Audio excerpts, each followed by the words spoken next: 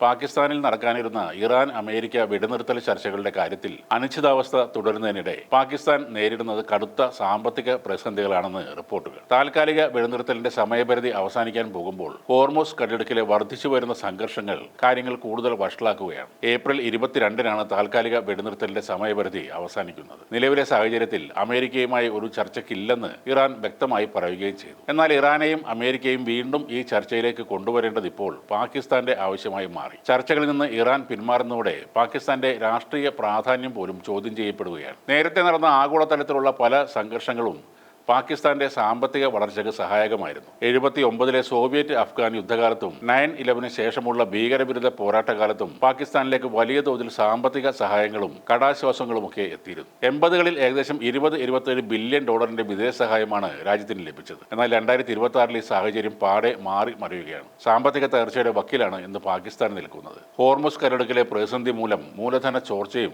വിദേശ കരുതൽ ശേഖരത്തിലെ ഇടിവുമാണ് പാകിസ്ഥാൻ നേരിടുന്നത്. കടം വാങ്ങിയ $3.5 ബില്യൺ അടിയന്തരമായി തിരികെ നൽകാൻ UAE നിരന്തരമായി ആവശ്യപ്പെട്ടത് ആ പ്രതിസന്ധി വർദ്ധിപ്പിക്കുകയും ചെയ്തു. നിലവിൽ $16 ബില്യൺ കരുതൽ ശേഖരമുള്ള പാകിസ്ഥാനിൽ $5.7 ബില്യൺ വിദേശ നാണ്യ ചോർച്ചയാണ് ഈ വർഷം മാത്രം ഉണ്ടായത്. ഇപ്പോൾ പാകിസ്ഥാനെ സാമ്പത്തികമായി പിടിച്ചു നിർത്താൻ ഖത്തറും സൗദി അറേബ്യയും ചേർന്ന് $5 ബില്യൺ ധനസഹായം പ്രഖ്യാപിച്ചിട്ടുണ്ട്. എന്നാൽ അതുകൊണ്ട് മാത്രം പാകിസ്ഥാനെ ദീർഘകാലത്തേക്ക് പിടിച്ചു നിൽക്കാൻ കഴിയില്ല. പാകിസ്ഥാന്റെ ഇന്ധന ഇറക്കുമതിയുടെ 85% ഹോർമൂസ് കടലിടുക്ക് വഴിയാണ് കടക്കുന്നത്. അതുകൊണ്ട് തന്നെ ഈ മേഖലയിലെ ചെറിയ തടസ്സങ്ങൾ പോലും പാകിസ്ഥാനിൽ പണപ്പെരുപ്പത്തിനും ഇറക്കുമതി ചെലവ് വർദ്ധിക്കാനും കാരണമായി മാറും. ഇസ്ലാമാബാദിൽ അമേരിക്കയുമായുള്ള പുതിയ ചർച്ചകളിൽ പങ്കെടുക്കുന്നതിനെക്കുറിച്ച് തങ്ങൾ ഇതുവരെ ഒരു തീരുമാനവും എടുത്തിട്ടില്ലെന്നാണ് ഇറാൻ വിദേശകാര്യ മന്ത്രാലയ വക്താവായ ഇസ്മയിൽ ബഖേയി അറിയിക്കുന്നത്. ആ ധാരണയിൽ എത്തിയ ശേഷവും ഹോർമൂസ് ജലപാതയിൽ ഇറാൻ നാവിക നടപടികൾ നേരിട്ടു. ഞായറാഴ്ച രാത്രി ഒരു ഇറാനിയൻ കപ്പലിന് നേരെ അമേരിക്ക നടത്തിയ ആക്രമണം വെടിനിർത്തലിന്റെ ലംഘനമാണെന്നും അധിനിവേശ നടപടിയാണെന്നും അദ്ദേഹം വിശേഷിപ്പിച്ചു. ദേശീയ താൽപര്യങ്ങൾ പരിഗണിച്ച് മാത്രമാകും